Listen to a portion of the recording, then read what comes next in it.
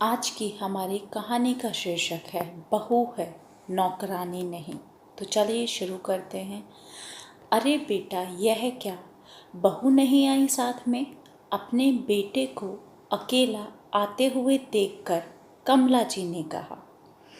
वह भी आई है माँ, लेकिन उसके भाई भाभी की शादी की सालगिरह है कल, तो इसलिए इस बार पहले वह मायके चली गई है।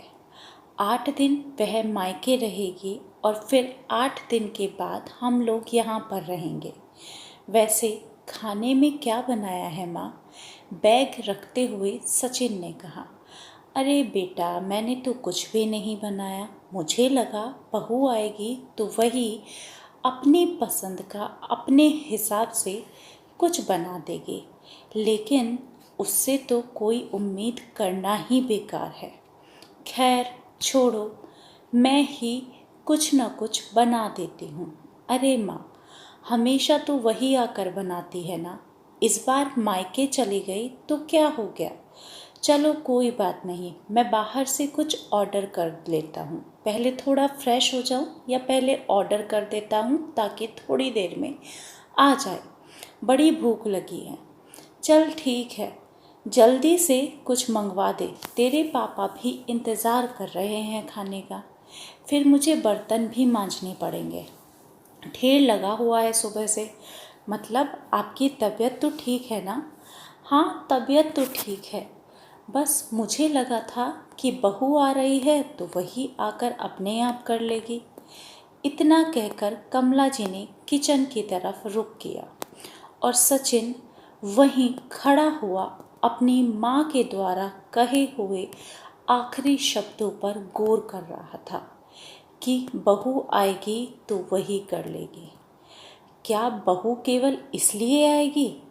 सही कहती है राशि कि जब भी वह अपने ससुराल आती है तो थका देने वाले 10 घंटे के सफ़र के बाद भी उसे घर में प्रवेश करते ही पहले सबके लिए गर्मा गर्म खाना बनाना पड़ता और फिर सुबह से लेकर रात तक के बर्तनों को निपटाना पड़ता है। मम्मी कभी यह नहीं सोचती कि राशि भी तो थक कर आई है, बल्कि वह तो उसके लिए तरह तरह के काम निकाल कर रखती है। और शायद इसीलिए इस बार राशि स्टेशन से सीधा मायके चली गई। माँ को यह भी बताने से मना किया था कि वह सीधा मायके जा रही है, ताकि मैं यह सब अपनी आँखों से देख सकूं कि घर में प्रवेश करते ही झूठे बर्तन उसका इंतज़ार करते हुए दिखाई देते हैं।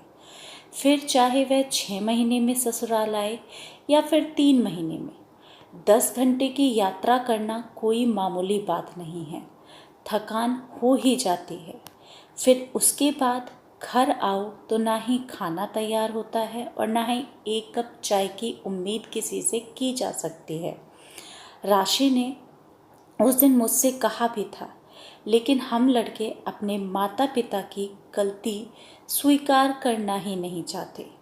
शायद इसलिए आज मुझे आईना दिखाने के लिए राशि ने अपने ना आने की खबर मम्मी को नहीं बताने दी। अपने दिमाग में यही सब कुछ चल रहा था कि तभी मम्मी ने आवाज़ लगा दी, ले बेटा चाय तो पी ले, ना जाने तेरा यह ऑनलाइन वाला खाना कितनी देर में आएगा। चाय का कप बढ़ाते हुए माँ ने सचिन से कहा। तभी सचिन को याद आया कि मुझे तो माँ ने चाय का कप पकड़ा दिया, लेकिन जब हम दोनों पति पत्नी साथ आते हैं तब माँ कभी भी चाय नहीं बनाती। अक्सर राशि ही फ्रेश होकर चाय बनाती और उसके बाद खाना।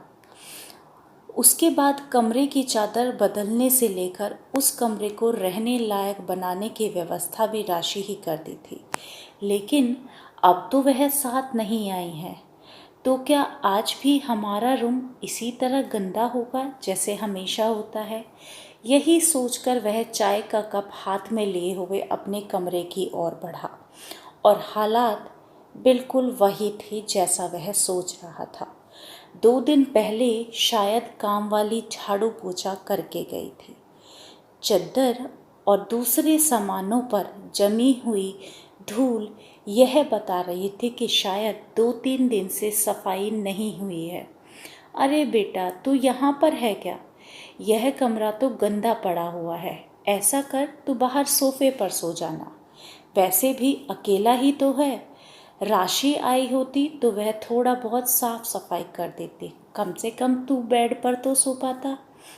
अपनी माँ कमला जी के मुंह से एक बार फिर से यह बात सुनकर सचिन को गुस्सा आ गया, क्योंकि वैसे तो हर बार माँ यही शिकायत करती थी कि राशि कुछ दिनों के लिए ससुराल आती है, लेकिन फिर भी कोई काम नहीं करती, जबकि वह सब कुछ करती थी।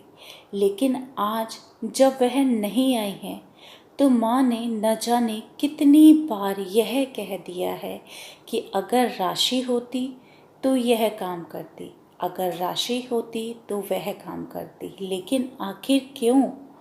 राशि से इतनी सारी उम्मीद लगाई हुई क्यों है? सफ़र से थक कर तो वह भी आती है, फिर क्यों आते ही उस पर जिम्मेदारियों का बोझ डाल दिया जाता है और अंत में सुनने को यही मिलता है कि वह कोई काम नहीं करती। माँ, एक बात बताओ, मैं जब से आया हूँ तब से तुम 10 बार यह बोल चुकी हो कि राशि अगर आई होती तो यह काम कर देती, बहू अगर आई होती तो वह काम कर देती। एक बात बताओ, जब मैं अकेला आता हूँ तब तो तुम मेरे आने से पहले सारे इंतज़ाम कर देती हो। खाना भी तैयार होता है, कमरा भी साफ होता है और तो और चाय भी मिलती है। लेकिन अगर राशि साथ में आती है तो चाय और खाना तो दोनों ही नदारद होते हैं। यहाँ तक कि सुबह से लेकर तुम बर्तन तक साफ नहीं करती हो। पूरे दिन के बर्तन सिंक में पड़े होते हैं। भला यह क्या बात हुई? उस पर वह नाराज़ होकर अपनी माँ से कहता है, हमारा रूम भी तुम काम वाली से साफ नहीं करवा सकती, क्योंकि बहू आकर कर लेगी ना। आखिर वह बहू है या मशीन है जिसके घर में आते ही तुम फ्री हो जाओगी? आखिर वह भी तो मेरी तरह ही 10 घंटे का सफ़र करके यहाँ आती है।